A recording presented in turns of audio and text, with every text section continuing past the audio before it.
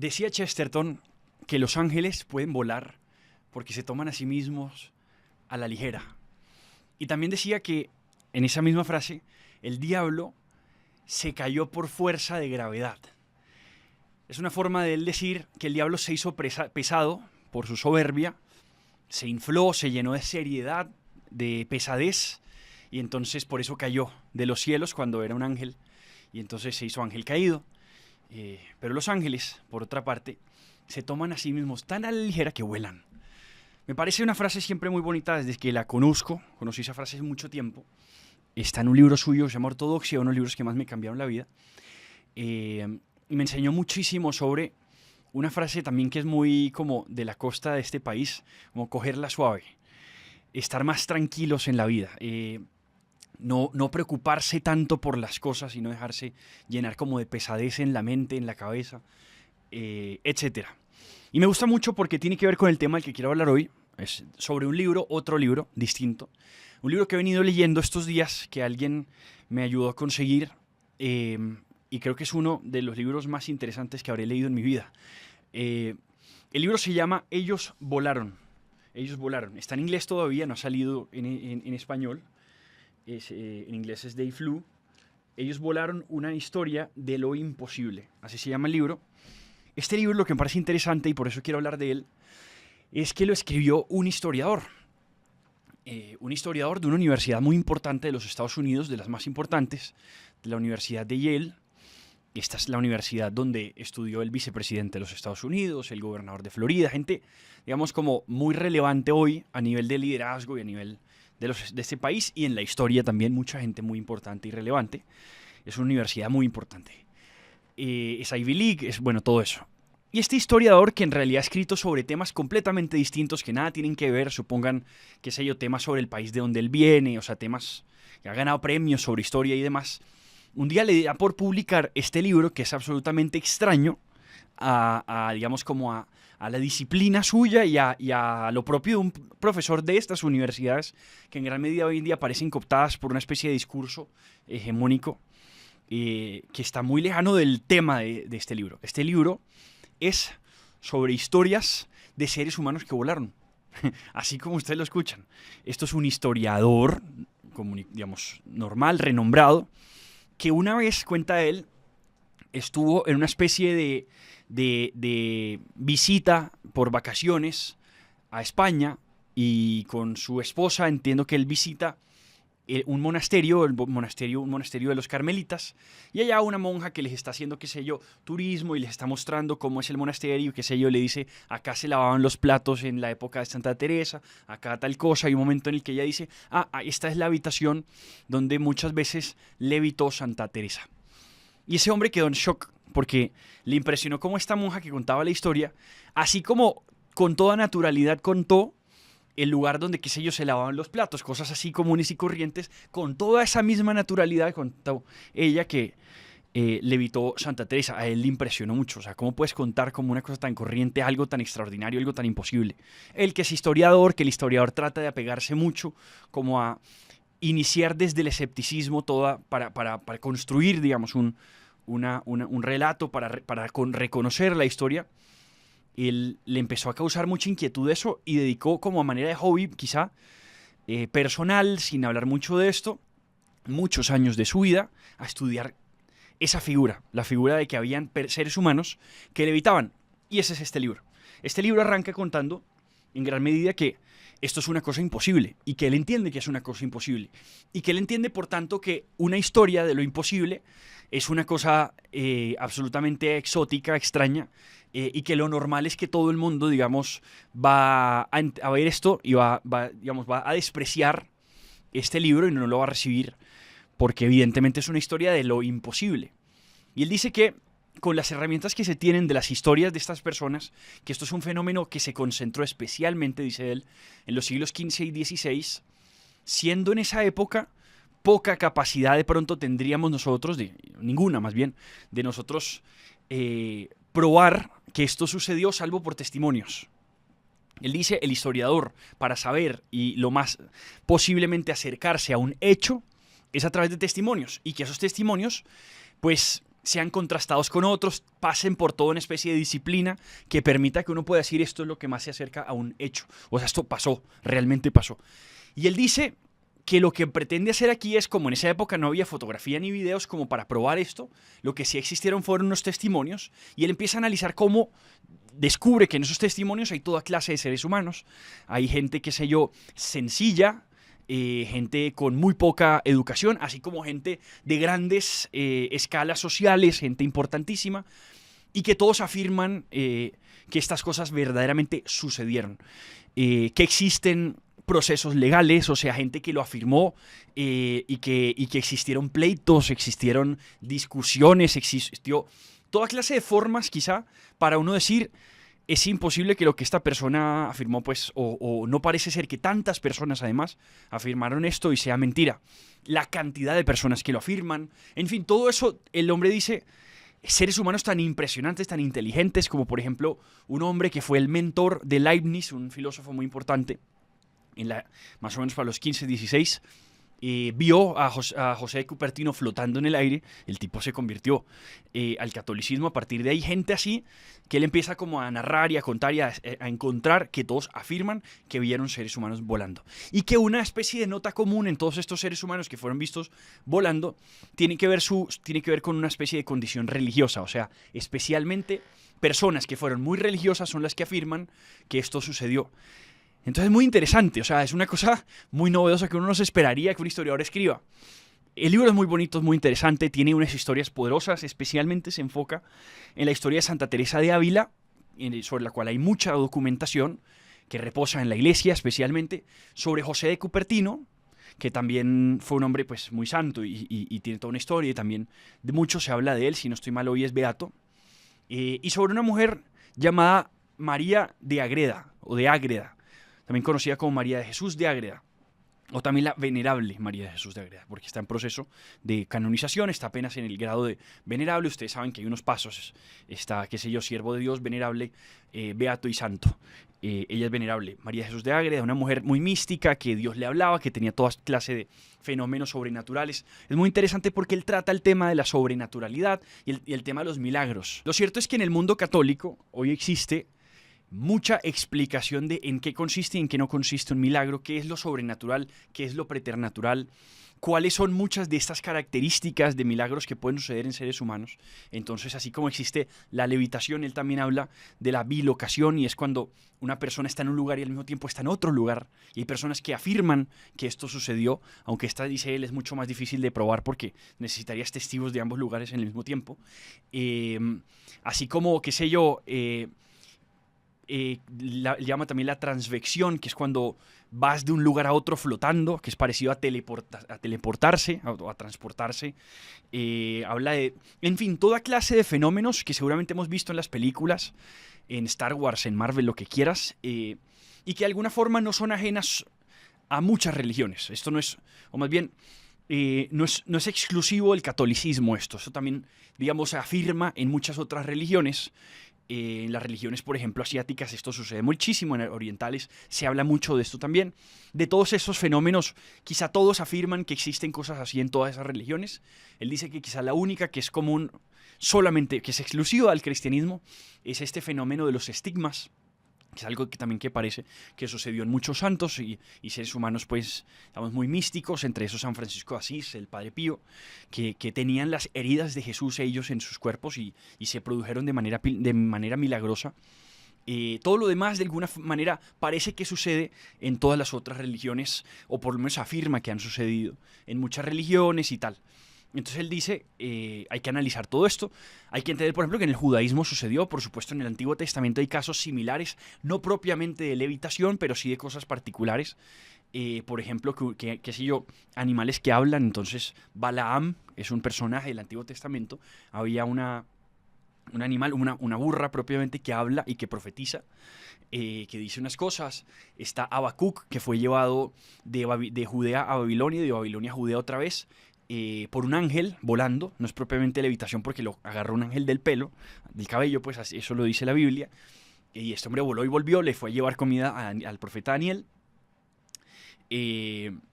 Está también el caso, por supuesto, de creo que es Elías, o Eliseo, ahorita ya no recuerdo, que fue arrastrado, fue más bien jalado hacia el cielo por carros de fuego, fue como si estuviera de pasajero de un avión que se fue hacia el cielo. Casos así suceden, digamos, hay fenómenos de toda esa especie en el Antiguo Testamento, los hay por supuesto en el Nuevo Testamento, y los hay especialmente en Jesús, y esto es muy importante, en Jesús existen toda esta clase de fenómenos, se ven constantemente, y en eso es muy importante. Cuando hablo de todos estos fenómenos me refiero especialmente a fenómenos que tienen que ver con el cuerpo, y cómo el cuerpo tiene unas características que son sobrenaturales, o sea, tiene una especie de conducta que es milagrosa, y cuando afirmo que es milagrosa, no se refiere propiamente, la palabra milagro no es una, digamos, una acción o un suceso digamos, que contradice las leyes de la naturaleza. Digamos, la tradición católica no dice eso, dice más bien que es acorde a unas leyes de la naturaleza que desconocemos. Eso es más o menos lo que se quiere decir. Es decir, Dios, que trazó todas las leyes de la naturaleza, puede también en ellas haber puesto unas que nosotros no conocemos y que esos milagros, digamos, trascienden las que alcanzamos a entender. Eso más o menos lo dice así San Agustín. Y esto es importante porque también hay mucha tradición que ha hablado sobre esta idea de los milagros. Pensemos, hay un libro muy importante sobre los milagros de C.S. Lewis, donde le da como explicación lógica a los milagros, y lo que él dice es que no es que sea contrario a la naturaleza que un milagro suceda, sino que es propio de la naturaleza el responder a la intervención directa de Dios por medio de un milagro, así como es propio de la naturaleza de una mujer que por sí sola no podría dar a luz un hijo, pero que por la intervención, digamos, del hombre, o por encuentro con un hombre, y cuando se unen matrimonialmente, cuando se unen carnalmente, esa unión, esa intervención directa permite un hijo. Entonces no está en la naturaleza sola producir algo, pero sí en la intervención y en ese encuentro de Dios con la naturaleza producir algo, entonces, y que eso es un milagro. A mí esa explicación me parece muy chévere, me ayuda a entender cómo funciona un milagro. Es una intervención de Dios que suceden estas cosas. Así Santo Tomás, por ejemplo, explica que hay 3 tipos de milagros. El mayor, digamos, es cuando Dios hace algo que la naturaleza no puede hacer por su propia cuenta. Entonces, por ejemplo, la levitación o la bilocación. Hay milagros en los que la naturaleza los puede hacer, o sea, son propios de la naturaleza, pero no en su orden. Entonces, por ejemplo, como hablábamos ahorita de la burra de Balaam, o sea, un animal hablando, eso sucede, el hablar es algo natural, pero no de un animal, entonces no es en el orden. Y también cuando Dios hace algo según el orden de la naturaleza, pero digamos, y además usando los modos propios de la naturaleza. Por ejemplo, una sanación, que una persona se sane de algo, eso, o por una reliquia, por un contacto con algo espiritual y demás. Hay como 3 niveles. Él le llama de sustancia, de sujeto y de modo. Eso es muy interesante porque uno le empieza a mostrar que existen estos milagros. Los milagros son una realidad. Los milagros suceden. Y en toda clase de milagros existen siempre testigos, personas que las afirman, cosas que son inexplicables por los medios comunes que tenemos de describir la naturaleza. Por ejemplo, el tema de la sábana santa, que esto es un tema que pienso hablar en este podcast. Lo más probable es que este episodio de hoy va a tener como parte 2, y en esa parte 2 la idea es hablar un poco de la idea de la sábana santa, del misterio de la sábana santa de Turín, como explicación científica, entre otras cosas, de la resurrección de Cristo. Cómo la sábana santa es una prueba de que Cristo resucitó. Es un tema muy interesante, pero cosas que, aunque la ciencia puede llegar y decir esto es, por ejemplo, sangre humana, etcétera, te explica lo que es inexplicable, que un ser humano pues haya resucitado, y todo ese proceso, así con muchas otras cosas, y especialmente cómo esos milagros suceden teniendo muchos testigos, muchas personas que los describen y que afirman y que qué sé yo, bajo juramento, etcétera, etcétera, etcétera. Eso son realidades. ¿Qué es lo interesante también?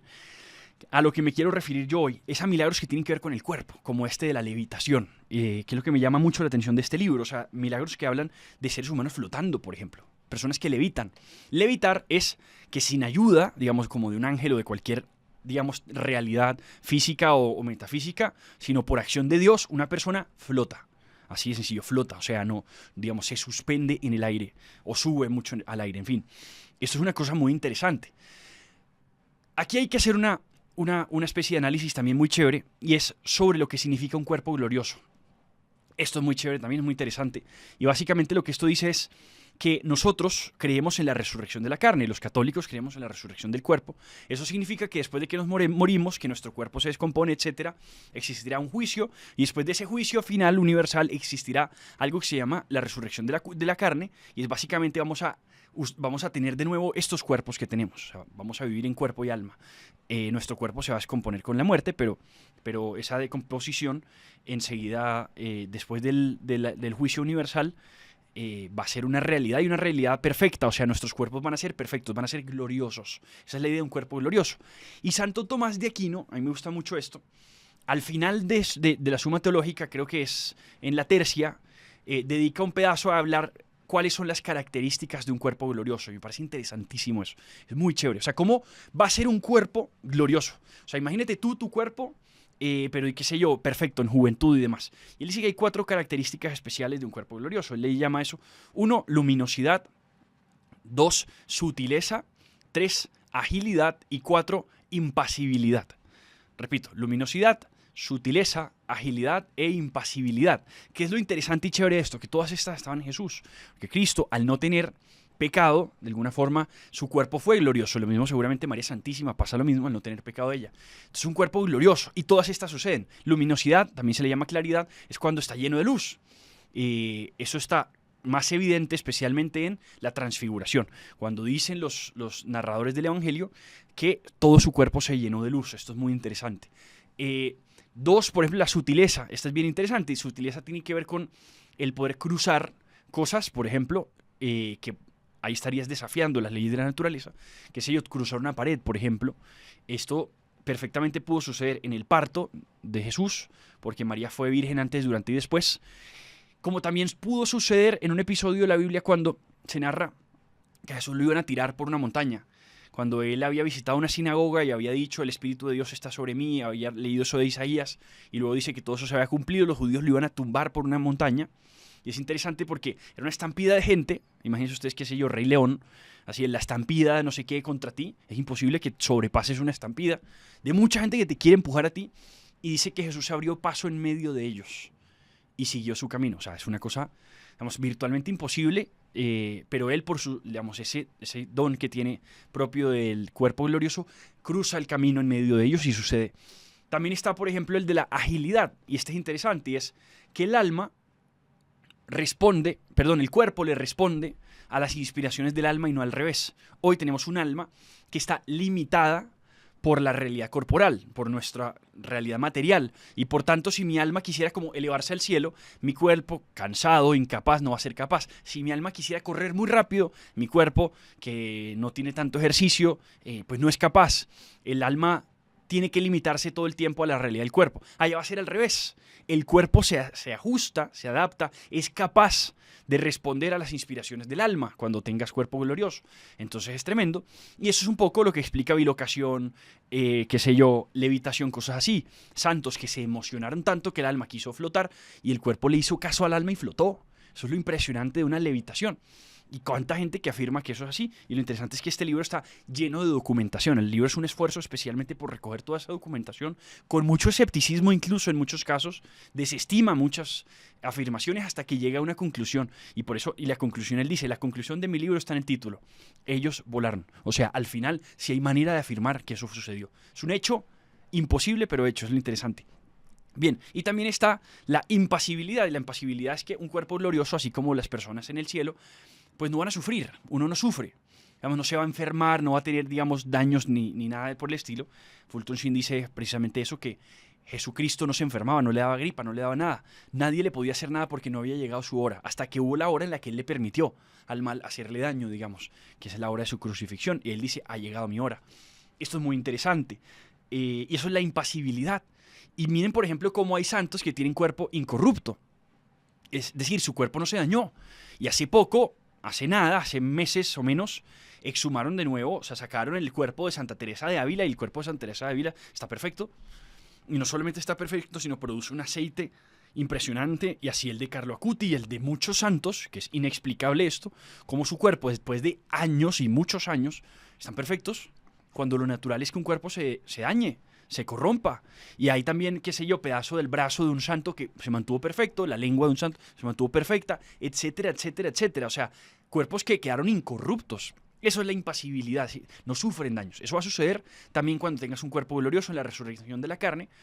Y luego dice Santo Tomás también muy chévere, que hay algunas heridas que sí quedan, pero que esas heridas son como las medallas de guerra del soldado. Entonces pensemos, por ejemplo, Jesús, cuando resucita, todas las heridas suyas de la crucifixión, de todo el proceso de los flagelos y demás, ya se quitan. Pero miren que le quedan, cuando le dice a Tomás, pon el dedo en mi llaga, las heridas de las manos y la herida del costado le quedaron. Son como señal de su amor. Lo mismo en muchos santos, seguramente las arruguitas de la Madre Teresa quedarán, seguramente, qué sé yo, algunas heridas como de guerra, porque son señales de honor, por así decirlo. Dice Santo Tomás que algunas pueden quedar como señal de honor. Hasta chévere, pues muy, muy bonito todo eso. ¿Y a qué voy con todo esto al final? O sea, y esto es un libro muy interesante, precioso, que recomiendo leer, que cuenta toda la historia de todos estos santos y todo lo que sucedió con ellos, con José de Cupertino. Me parece una historia extraordinaria, hermosa, y la de todos los demás, así como también narra la de unas monjas que eran medio rebeldes, pues, como descarriladas, como narra también la historia de las brujas y cómo el mal, el diablo, por así decirlo, también de alguna forma hace, no propiamente milagros, porque no tiene poderes sobrenaturales, sino él tiene poderes preternaturales, dice la teología. Eso significa, lo que puede hacer es como distorsionar las leyes ya existentes y entonces engañarte, utilizarte, etcétera. Y pues, como dice el refrán, más sabe el diablo por viejo que por diablo. El diablo tiene es un ángel caído, pero sigue siendo ángel, entonces tiene condición, digamos, es muy inteligente y sabe engañar y sabe crear falsedades. Y esto, por supuesto, es una realidad también. Entonces, el diablo puede hacer como digamos, como la pantomima y demás, y eso sucedió. Y piensen, por ejemplo, hay una historia de San Pedro y un señor que se llamó Simón, que de ahí viene el pecado de la simonía. Era un hombre que estaba engañando y estafando a la gente porque flotaba y levitaba, y San Pedro le pide al Señor que lo haga caer, porque ese tipo está estafando a la gente, y que lo haga caer pero que no lo mate, que le dañe las piernas. Y el tipo efectivamente, pum, se cae y se le dañan las piernas, y la historia pues se cuenta. Y San Pedro, de ahí viene eso de la simonía, que es cobrar por hacer milagros y por cosas así, que eso es una cosa injusta, criminal, pues. En fin, ¿qué es lo interesante también, pues, de todo esto? Que esto sucede, que es real. Lo más impresionante es, y no se necesitan los milagros para la vida. Él también dice acá, y esto es una condición muy importante, no es señal propia de su santidad. No es porque hagas milagros eres santo, sino más bien al revés. Porque eres santo te acompañan signos, te acompañan milagros y prodigios. Pero no todos los santos tuvieron este tipo de cosas. Y lo que sí es cierto es que los que experimentaron este tipo de cosas no lo produjeron con su voluntad. No es una cosa que yo puedo decir, quiero volar, y entonces volé. Es una cosa que les sucedió a partir de un éxtasis, a partir de una experiencia de lo sobrenatural que les dio eso. No es una cosa que uno produce, es una cosa que te llega, te visita, que recibes. Es una gracia que no puedes buscar, sino que sucede y que se recibe. Así como existen muchas otras y toda clase de milagros que uno puede vivir comprobándolos todos los días. También yo he concluido una cosa muy, muy propia, pues. Yo estoy seguro de que a las personas que tienen problemas con el escepticismo, el diablo no las tienta, que sigue apareciéndosele y mostrándoles cosas sobrenaturales y demás, como mucha gente que afirma que ve cosas sobrenaturales. ¿Por qué? Porque el diablo está contento con su escepticismo. Y si le muestra lo sobrenatural, le genera un susto que al mismo tiempo le hace ver que lo sobrenatural existe, y entonces una búsqueda de lo sobrenatural bueno, de Dios. Por tanto, sería mal negocio para él. Yo sé esto porque yo sufrí mucho de escepticismo, y hasta el día de hoy. Y una de mis más grandes tentaciones es contra eso. A mí me ha costado mucho lo sobrenatural. El ver personas que les hacen una oración y pasan cosas, y yo decir, eso seguramente es manipulación, eso seguramente lo están fingiendo, eso seguramente no pasó. Y a partir de ahí, yo creo que, evidentemente, el negocio para el enemigo es que esas cosas sobrenaturales no quedaran a vista mía, porque entonces me daría cuenta de que eso existe, y entonces que Dios existe. Porque si uno se da cuenta que el diablo existe, seguro se da cuenta que tiene que existir Dios. Esto es interesante. Mientras que el momento en el que ya te das cuenta de lo sobrenatural es como que ¡pum!, se te abre todo ese mundo y te das cuenta que es real, y te das cuenta que estas cosas pasan, y te das cuenta, como esa película que está ahora en cines, Libéranos, sobre la presencia del diablo, que eso es también una realidad y que no es un invento, no es una cosa simbólica, es persona y existe y hace daño y está. Y todo eso es un tema súper interesante. Una vez descubres qué es, luego es imposible no verlo. O sea, queda... Y como que ya el diablo, una vez descubriste la estafa, entonces tiene que buscar otras formas de estafarte. Y eso yo creo que es Es súper interesante, pues a mí me llama mucho la atención todo eso. Bien, ¿qué quiero dejar como reflexión final de todo esto, que es lo que quizá más me gusta? A partir de este libro me generó muchas reflexiones a mí, y esto quizá va a ser la parte uno de otra, que será parte 2, donde hablaremos seguramente de la Sábana Santa, que es un tema que me llama mucho la atención desde hace muchos años, que conocí a un hombre llamado Jorge Loring. Seguramente hay gente que lo conoce. Este hombre fue un defensor de la Sábana Santa y fue interesantísimo, y desde muy joven me llamó mucho la atención todo lo que él decía sobre esto. Ya falleció, es un sacerdote, fue un sacerdote jesuita extraordinario. Yo quiero quedarme con la idea de levitar. Me llama mucho la atención eso y esa frase de Chesterton. De alguna manera, que los ángeles, dice él, levitaban porque se tomaban todo hacia la ligera y que el diablo cayó por pesadez. Me gusta mucho porque hoy en día estamos en un mundo que siente mucho la pesadez de la vida. Y él, luego de que dice eso, dice una cosa muy interesante. Él dice, para mí la seriedad no es una virtud. Virtud sería la alegría, pero no la seriedad. Porque el diablo es una persona que se toma a sí mismo muy en serio. Los santos, así como los ángeles, no se toman tan en serio las cosas. Son muy alegres, lo correcto es la alegría. No significa, por supuesto, no darle, qué sé yo, pues sí, la gravedad, que es lo contrario. Es que interesante, uno sí le llama gravedad a algo. Pero la invitación que hace esto es, oye, no te tomes las cosas con tanta gravedad. O sea, hay cosas que, listo, son importantes, lo que sea, pero no te tomes las cosas con tanta gravedad. Eso es una cosa que ayuda mucho. Estás en una reunión de gente muy importante. Oh, qué gravedad. Llegaron los pesos pesados, los pesados. Ser pesado no tiene nada de mérito. Valiosos y admirables los que en medio de una cosa de aparente gravedad, que entre otras cosas para los romanos gravitas era la virtud del gobernante, del más pesado, del que más sabe, la gravitas. Y bueno, eso de pronto se necesita para la gente que es líder, tener autoridad, lo que sea. Pero Chesterton y una gran línea de santos han dicho, no hay que tomarse la vida a la ligera. Y me encanta esa historia de esos santos que, como no conocían de venias, como no conocían de ceremonialidades ni de formalidades, eran así, se tomaban toda la tranquilidad a la ligera y le daban igual hablar con reyes que con personas sencillas. A mí eso me parece hermoso. Como dice un poema de Rudyard Kipling, me lo sé en inglés, que me gusta mucho, que dice, if you can walk with crowds and keep your virtue, or walk with kings, nor lose the common touch. Si puedes caminar con muchedumbres y mantener la virtud, o caminar con reyes y no perder el toque de sencillez de la gente, o sea, mantener las dos, eso es hermoso, eso es lo valioso. O sea, tener esa, digamos, esa tranquilidad, esa ligereza. Y me parece importante además porque vivimos en un mundo que sufre mucha pesadez. Hoy, ante la crisis de significado de muchos jóvenes, la expresión que muchas veces ya se utiliza, y la he escuchado muchas veces en jóvenes que sufren de tristezas, de depresiones, de vacíos, de ansiedades, de crisis de sentido en su vida, esta expresión famosa, esa frase, me pesa la existencia. Me pesa la existencia. A mí eso me ha parecido siempre como tan fuerte. Me pesa la existencia. Es una búsqueda como de levedad, como de sentir ligereza, como de que no me pese tanto la vida, la existencia. Y ahí hay un llamado muy grande. Que cuando, como estos santos, que es a partir de un llamado hacia lo místico, de ver la luz y dirigirse hacia ella sin dudarlo, empezaron ellos a flotar. Empezaron las cargas de la vida a caerse. Y a mí eso me parece hermoso, porque es el Evangelio viviendo. Es Jesucristo que te dice, camina sin ninguna carga, sin ningún equipaje, camina ligero, vayan ligeros. Es una cosa hermosa, no hay mayor alegría que la de caminar ligeros. Que no te pese la existencia. ¿Por qué? Porque no te tomas las cosas tan en serio. Porque te las tomas con cierta ligereza sabiendo que Dios está encargado de todo, que nada se sale de las manos de Dios, y eso es hermoso. A mí eso me parece muy lindo porque es lo propio de los santos. Esta gente, a partir del éxtasis que vivía, es que flotaba. Eso es muy tremendo. A partir del momento en el que más cansados se sentían, como dicen, que Francisco Javier llegaba en las noches después de horas de bautizar, que le quedaba tieso el brazo derecho de tanta bautizar gente, destruido y cansado, llegó a su casa, a la casilla pues que tenía, donde dormía, estaba el Santísimo y flotaba. Esas cosas que son hermosas, que yo le he escuchado a gente y yo conozco historias de personas que han levitado. Me ha tocado ver cosas muy sobrenaturales que no tienen explicación humana ni corporal. Me ha tocado verlas con mis propios ojos.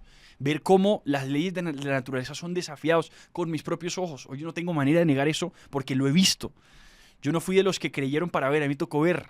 Yo vi y creí. Dios me tuvo esa misericordia, que vi muchas cosas y dije, es imposible no creer después de haber visto.